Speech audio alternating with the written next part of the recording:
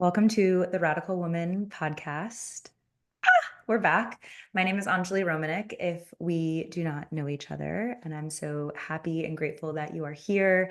And this is going to be an amazing episode for people who are in their season of single, for women who are maybe freshly single, or you've been single for a while and you're starting to feel frustrated or disheartened. This episode is really here to support you through your season, your chapter of being single. And how I'm going to do this episode is I'm going to give you the five biggest pieces of advice, my five greatest tips for navigating this season. And then I'm just going to give you a little bit of updates on my season of single. And I'll do that towards the end of the podcast. So before we dive in, I just want to share that Bitch School is officially open for enrollment right now, and we're starting another cohort on August 26th, 2025. So if you have been on the wait list or if you're curious about Bitch School is an online group coaching program for women who want to learn how to cultivate healthy boundaries in their relationship with themselves and in their relationships in their lives so that they can create more cohesion, more balance, so they can feel deeply met and build more confidence within themselves without constantly falling into patterns of people pleasing and smallness or feeling like a bitch for saying no or advocating for yourself and asking for what you want. So doors to Bitch School are open right now. If you're curious about it, you can go into the show notes on this video and this podcast episode, and you can click the link, or you can visit www.radical-woman.com/bitch school.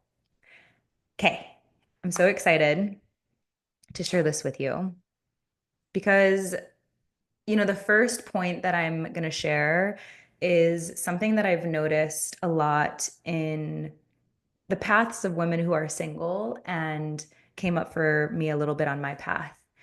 And, when we're first getting out of a relationship or we've been single for a little bit, it can be really challenging from the shift in going or coming from being in a relationship with someone where you're talking to them regularly, or maybe you live together and you see each other all of the time. And that's your person to an extent, right? It's part of our attachment styles where we enter in relationship, and these people are like our main attachment figures. And so when that is abruptly cut, or maybe it was a long thing, a longer separation, it's still going to be different for us to navigate being with ourselves again and on our own again. And so my first piece of advice is to be present with your solitude and to fall in love with the process and the chapter of being single and not being with someone, but instead being fully with yourself. And for a lot of us, that's uncomfortable. We have issues with being single, we have issues with being alone with ourselves. And I know I work with a lot of my clients who have a really difficult time being alone. Sometimes there's narratives that come up around loneliness and nobody wants me and I'm so alone and I'm always going to be alone and I'm so misunderstood. Sometimes when we're alone, there's a lot that comes up sensationally and emotionally with ourselves that we don't get to feel, or we protect ourselves from feeling when we're with someone because there's a bit of a distraction away from ourselves in relationships sometimes. Sometimes we use relationships as a form of distracting us from feeling the things that we need to actually feel. That's important for us to be able to look at. And there's this narrative too around, especially like women in their 30s, right? Where there's like this pressure to be in relationship. There's this pressure that we put on ourselves. And there's also like a piece of our worth that can get really tied up in our relational status. We might be comparing our relationship chapter to someone else's. We might, the fantasy might be getting shattered of what we thought our lives were going to be like. And now it's very different from that. And it's important to be able to really separate the reality of you being single and not in a relationship, and maybe things didn't work out, and all of those beliefs, those unconscious belief systems that might come in that tell you that you're broken or you're not enough or you're behind or you're less than or you're not good enough. And to really separate those two things and create some distance and to just see that you're single in this moment in time and it's perfect. And it doesn't mean anything's wrong with you. And in fact, the reason why you're single is probably a gift, even if it's painful. Because ultimately, the reason why our relationships end is because something was not working out.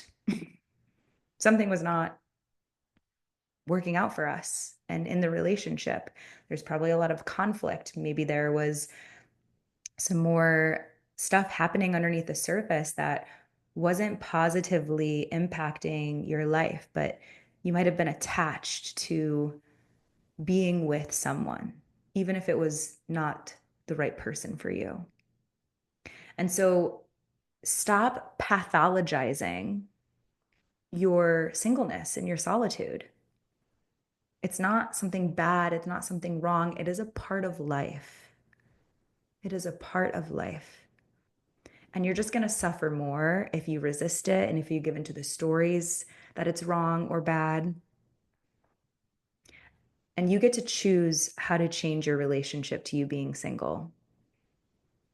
Being single is fertile, rich ground for you to be fully with yourself, right? There's a dynamic in relationships where there's interdependence and there's us relying on someone and someone relying on us, and there's reciprocity and there's giving and receiving, and all of that is so beautiful. And it's so nice to be able to be just with yourself sometimes and in certain chapters of our lives. And when we get that, relish in that. Fully be in that and fully choose that for yourself and anchor into it and create space for yourself to explore, to um, get creative, to try new projects, to like take on new hobbies, to explore different expressions of yourself. Maybe you go take dance classes or art classes, or you go do new things, and you fall in love with your own company. And that's the first one, is just allowing yourself to be fully present with your solitude and with your singleness. And next is a part that often gets skipped, especially when relationships just end.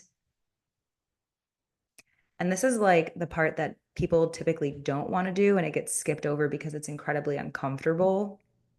It's like more uncomfortable than being with yourself, is do some exploring on your past relationships. There's like a word that I want to use and I can't think of the word, but it's going to come to me. It's like examine your past relationships. Um, I can't think of the word, but when we get out of our relationships, it can be so alluring and easy to blame the other person for all of the reasons why the relationship didn't work out. All the things that they didn't do right and all the ways that they didn't show up and all the things that were wrong with them. And that feeds our ego a lot. It really does. And it feels good for us to project the blame onto another person because it's very uncomfortable and even confronting for us to explore where we were wrong in that relationship,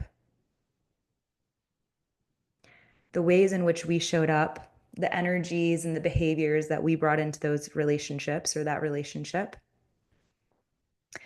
what we saw and avoided, what we agreed to when we didn't want to agree to it, where we abandoned ourselves or made ourselves smaller, where we didn't really behave in the best ways. And that's a rare and powerful step to take in the ending of a relationship. I'm not saying that you need to take accountability and responsibility for everything in that relationship. That is not what I'm saying at all.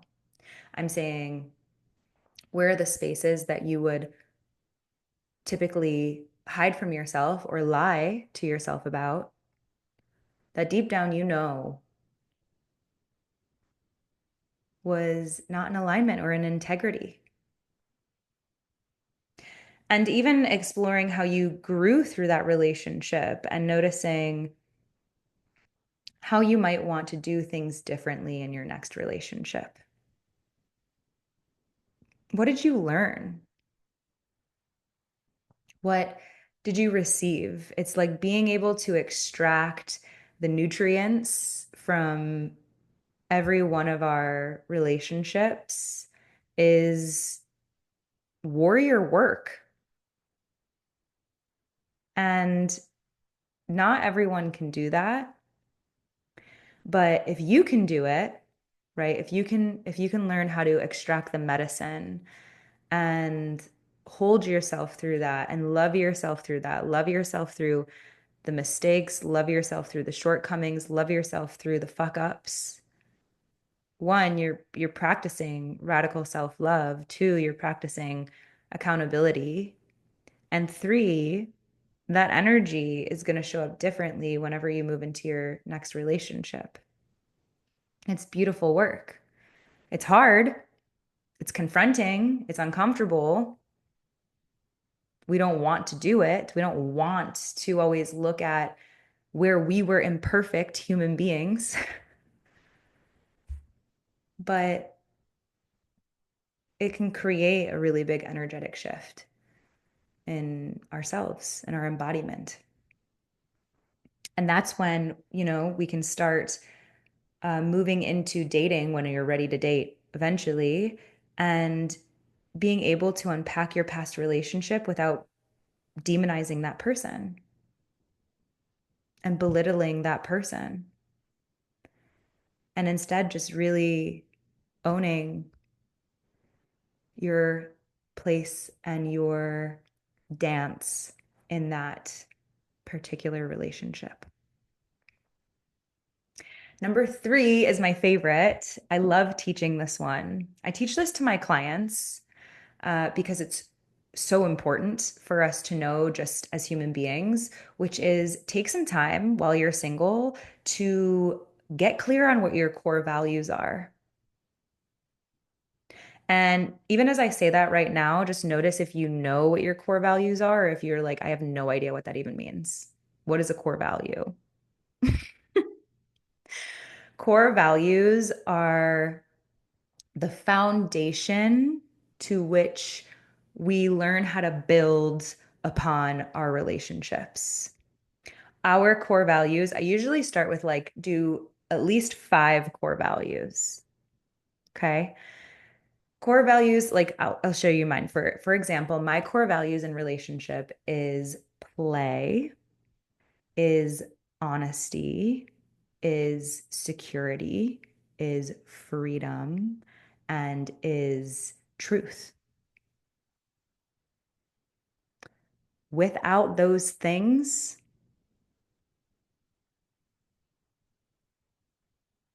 I'm not going to be in a relationship with someone that doesn't align to those values with me. If there's not fun in the relationship, if there's not Like fun for me is like fun, adventure, play. We're laughing together. We're connected to our inner child.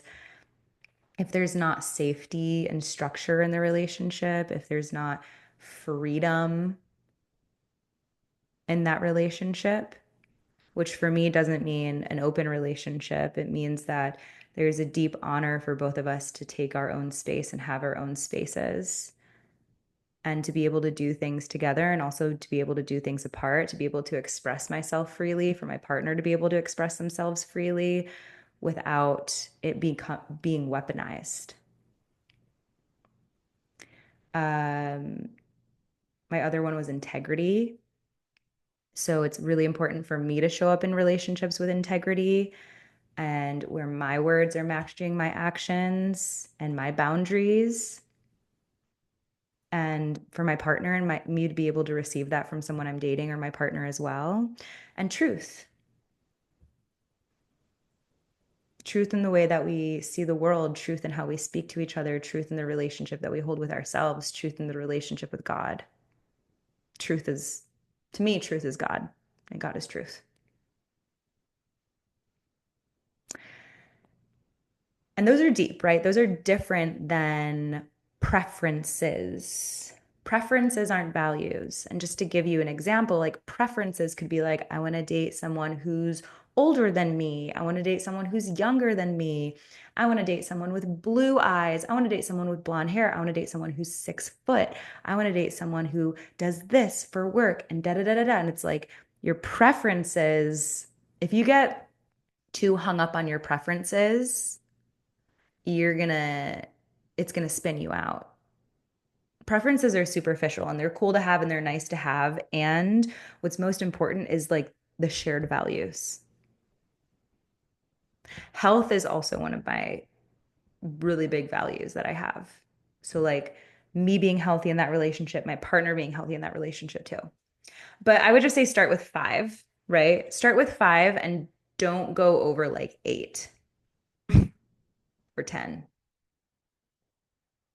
Because we're not trying to get into lists, but we're getting into like the deepest, most important, like nourishing things for you in relationship. And if you don't know what that is, right, we can have core values for our work, we can have core values for our friendships, we can have core values for our romantic relationships and really explore that for your romantic relationships because that's ultimately what's going to help you say yes to things really clearly and no to things really clearly. And for every, like, for every core value that you have, just really like get clear on like, what does that mean for you? Like how I said, like, truth for me is like relationship to God. Truth is how we communicate to each other. Truth is saying the most true thing, even if it's the thing that could break the relationship. That's what I want. Because for me, that creates trust and safety and security too. So it's like all my core values kind of feed into each other. And so getting really clear on like what those things mean for you too. So that when something comes along and it's misaligned based on your values, it's just easier to be clear that that's a no for you. Or it's easier to be clear on what really matches the roots and the foundation of the life that you want to build for yourself and the life that you want to build with someone.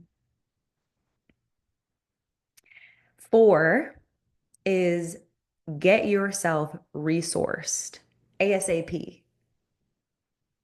When I got out of my last relationship, the first thing that I did was I just put myself right into a container. I was like, I already know I'm going to need a container for this. I'm going to need to be held in this heartbreak. So I put myself into a container with a coach that was specifically for like a breakup and things that I was experiencing inside of that relationship. And it was so important. In my experience, something that really negatively impacts romantic relationships is when people are under-resourced. And when I'm saying resource, I don't just mean financially. I mean, are you resourced with your friends and your connections and your community? Or is your only resource the person that you're in relationship with?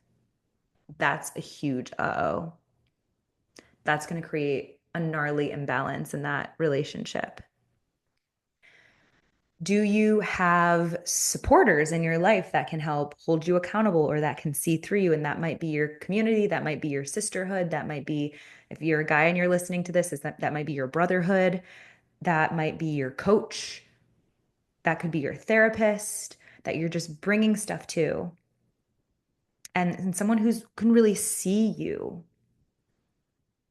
and someone that can really hold you and whatever you're going through and wherever you are in your faults and your flaws and your beauty and your magic. So one, that you're not the only one holding yourself. And two, if you're in relationship, so your partner isn't the only one holding that for you. That's not what our partners are there for. To reprioritize on your health, on your finances, on the connection that you have with yourself, the connection that you have with nature, the connection that you have to spirit, to the divine, to God, to get resourced in that area.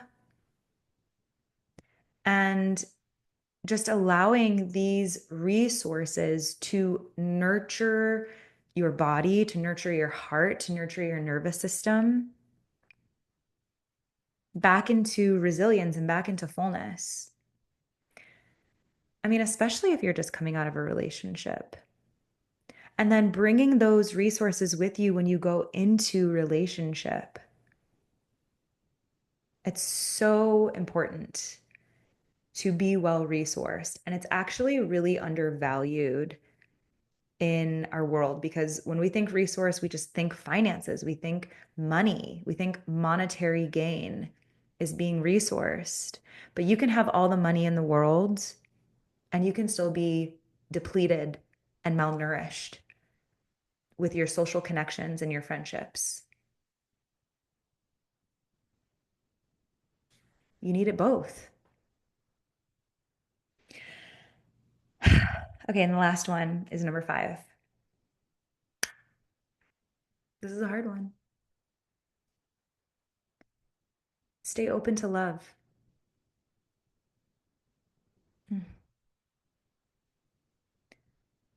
When the thing that we wanted or the thing that we thought was going to be it doesn't work out, it can be really easy to give up on love. And just, heartbreak is a shattering. It's why they call it heartbreak. It's like a shattering and a breaking, but it's like a breaking open in a way. Love is here to open us. Ugh, even if it's not the way that we thought we were going to get opened. It's here to teach us, it's here to show us. And when we become cynical, when we become hardened, when we shut down, when we give up on love, it just hurts us. And it actually doesn't just hurt us, it impacts the world, right? Because we see people who are walking around with hardened hearts. We see people all the time walking around who are cynics about love. And how does that frequency, how does that energy impact the world around us? How does it feel to be in proximity to someone who's given up on love? It's hard. And so to stay open to love is different than staying open to relationship, right? If you're getting out of a relationship, you're not required to just stay open to relationship. You can close. You can consciously choose to become unavailable, which is what I'm going to talk about in a couple minutes, to something that I experienced. Um, and you can still stay open to love and be closed to relationship. And that's another path of the warrior, of like the softness of the heart and the tenderness of the heart, but with protection and with protectors around it. Not to completely close out love and Never allow yourself to open again. Loving is vulnerable as fuck. Loving is the most vulnerable, raw experience that we can have, especially in relationship, because there's so much at stake and nothing's guaranteed. Someone could die, someone could leave us, we could leave them, and our hearts shatter. And that's the risk. That's like the price we pay to experience the divinity and transformative powers of love and union. So I hope that these five were helpful. I'm just going to go through them one more time. So, number one is be present with your solitude. Stop demonizing your singleness. Um, do an inventory. That's the word that I was wanting. Do an inventory on your past relationships and own your parts in those past relationships. Get to know your core values, minimum 5, maximum 8 to 10, and understand what they mean to you. Get resourced, build your resources with your friendships, with yourself, with nature, with God, with finances, with health, with community, with coaches, with therapists, with support. And stay open to love. So important. Okay, so part two of this podcast is I'm going to share a little bit of my journey of singleness with you. Man, yeah, when did I got out of my relationship in March of 2024, and it took me to my knees. It's the only way that I can properly describe it to you, is that ending of that relationship took me to my knees. And it was hard.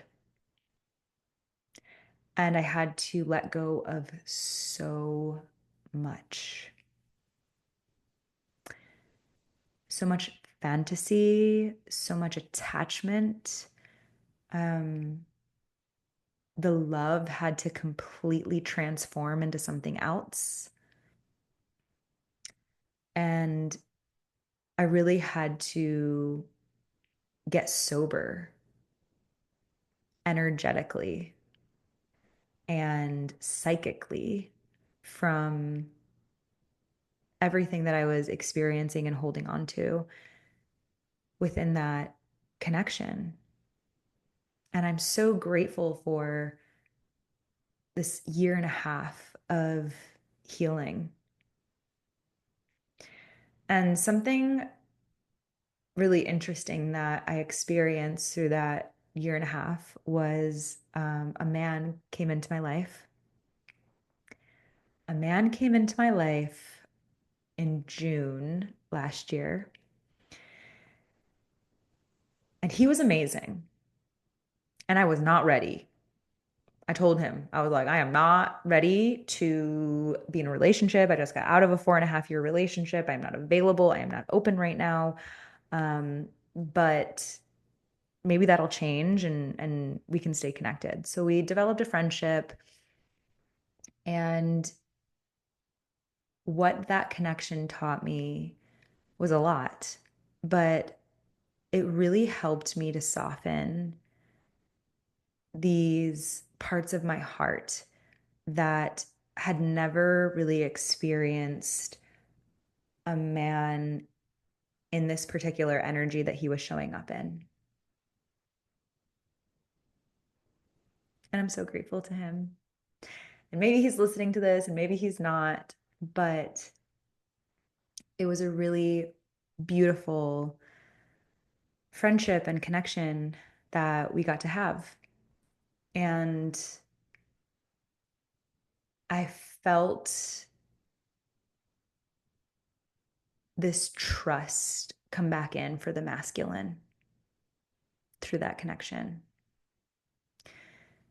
because he was clear, because he was sturdy, he was direct, he was on it, He was powerful and brilliant and patient and really understanding and could really lead in a way that was important for me to feel and to receive after coming out of my 4.5 year relationship. And if anything, that connection allowed my heart to open and soften to the reality that good men exist.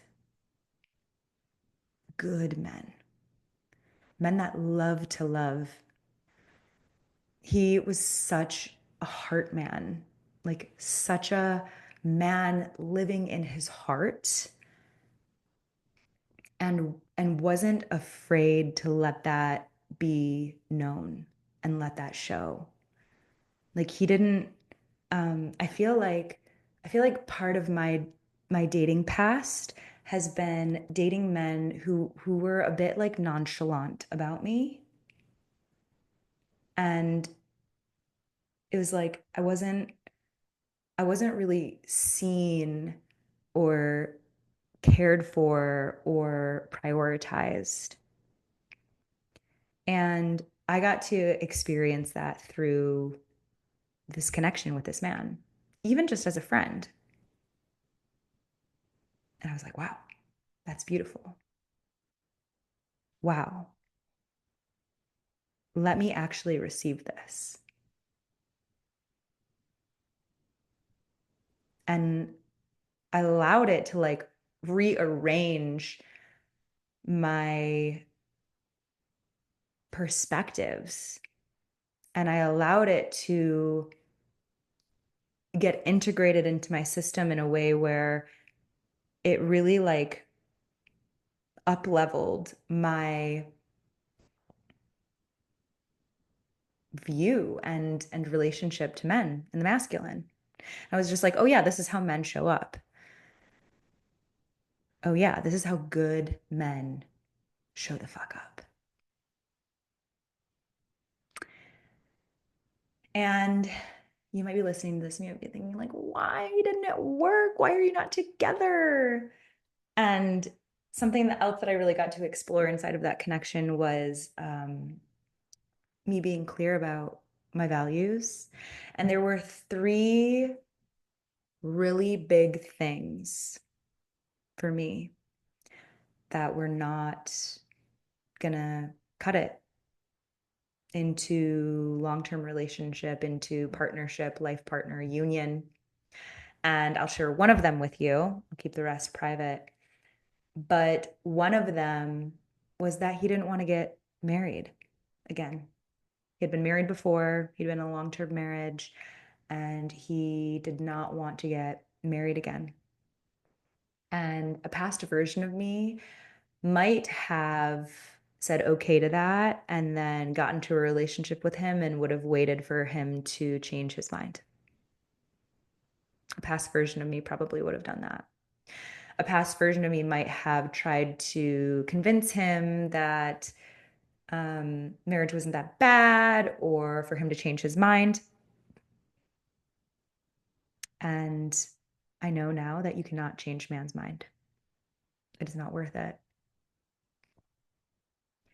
Men know.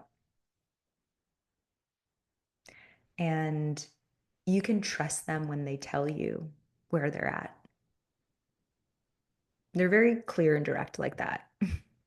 And sometimes it's women who will take what they say at face value and then hope that they'll change their mind or change their behaviors or something along the way.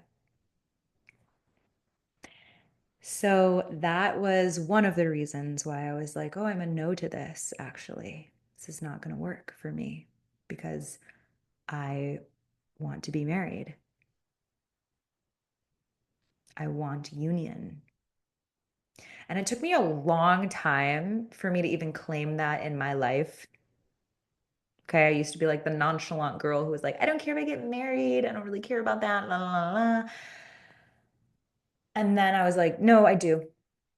I do, actually. when I really sat with it, when I sat with my own true desire, yeah, it's absolutely something that I want for myself and want to experience in my life. So that connection came to a close, and quickly after that, I had this reckoning with myself where I was like, part of like being in feminine energy is like being in relationship with our longing and noticing our longing. And I was really like, I love love and I love relationship, and I like want to meet my person, and like I want to meet the man who's going to be my husband. And I also had to come to terms with the fact that I was not available. I was not available at all. And how I knew that was because there was a part of me that had no desire or capacity, energetic availability to do what's necessary to be in relationship, which I know now is right, deep listening, connecting, holding nuance, moving through conflict and navigating conflict together, bringing someone into the most intimate, tender, vulnerable parts of my life and into myself. I was an absolute no to that. It felt too risky. It felt too big. It felt too complex. And so I got honest with myself and I just said, okay, no, I'm unavailable. I actually made a post about it. It was like, I am emotionally unavailable and I'm going to fully own that. So it doesn't get confusing. And I sat in that for a few months, and then there was like moments when I would like open a little bit, and then I would be like, okay, no, no, no, I'm not ready. I'm still not available. And so I held myself in that and I held myself in that. And while I was in that, I was like, okay, I'm just going to like love my solitude. I'm just going to practice these things. I'm going to fall in love with my singleness. I'm going to know that my yearning is there, and I'm going to trust that my yearning is going to be met when it's time, and my heart's going to open when it's time, and I'm going to resource myself, and I'm going to just get really fucking clear with myself. The most clear I've ever been in my entire life. Like the mature woman in me knows she's alive, she's activated. And then and then I felt a shift. I felt a shift, and something opened in me. And then I had this other remembering of like, okay, yeah, it's been a year. It's been about a year and a half, and I've done it. I've sat in it. I've healed in it. I've fucking felt the bare bones of my grief and my anger.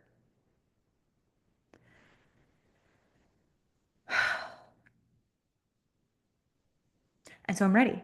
And I was like, I'm ready to date. I'm ready to date. I'm ready to be courted. I'm really clear on how I want to navigate dating. I love myself. I value myself so much. I see myself and like how fun I am and how passionate I am and how playful I am and how powerful I am. And I really deeply value all those things about me. I also know my flaws, and I know my shadows, and I know my shortcomings, and I know my shit so well that I can name it and I can be with it. And I can't say that I could ever do that before this particular moment in my life, which is empowering and beautiful. And I don't want to be in a relationship just to be in a relationship. I'm ready to be in a relationship where I build with someone. And yeah, that's that's where I'm at. And so like it's like as I'm recording this podcast, I'm getting ready to go on a date later tonight. And I'm excited and I'm nervous and I understand that like dating is, it's an investment that you don't really know what the return is going to be. I don't know if I'm going to have a connection with this person, if it's going to be good. I don't know. I went on a date. I went on a blind date with one guy about a month ago, and he was great, and we connected so well, and we like went out and we talked for 4 hours, and we just had all of this amazing stuff in common. And then, a couple months later, he rejected me, or not months later, but a couple weeks later, he rejected me. And I really got to sit in that. It was such a beautiful rejection. It was, um, yeah, he was like asking me to hang out, but he was like, maybe we can try to hang out next week, and was, contacting me like very last minute. And so I just shared a gentle reflection with him, which was like, I'd love to go on another date with you. It's really helpful for me to know a few days in advance so that I can plan and coordinate it with my schedule. And um, a couple days later, he responded back to me and he was just like, I have a lot going on in this area of my life, and this particular hobby is taking up a lot of space that I'm really passionate about, and I just don't have the time to date. And you're a woman that deserves to be prioritized and for someone to plan dates with you. And it was just such a beautiful way of being rejected. I was like, wow, thank you so much for the truth of where you're at, and have a great life. um, so, it's just like the practice of connecting and being open to and not attaching to, and allowing God to work its magic and weave it in. I just trust that I'm gonna connect with the perfect person at the perfect time, as it always happens. So that's the scoop. I hope you enjoyed this podcast episode. I love you, and I'm so happy to be back on the Radical Women podcast. I'm happy that this is going again. I took like a little sabbatical from it, and I have some amazing guests that are going to be on this podcast coming up. So stay tuned for future episodes. And thank you so much for being here. Thank you for being a part of this community. Thank you for listening in. I will see you on the next episode of the Radical Woman podcast.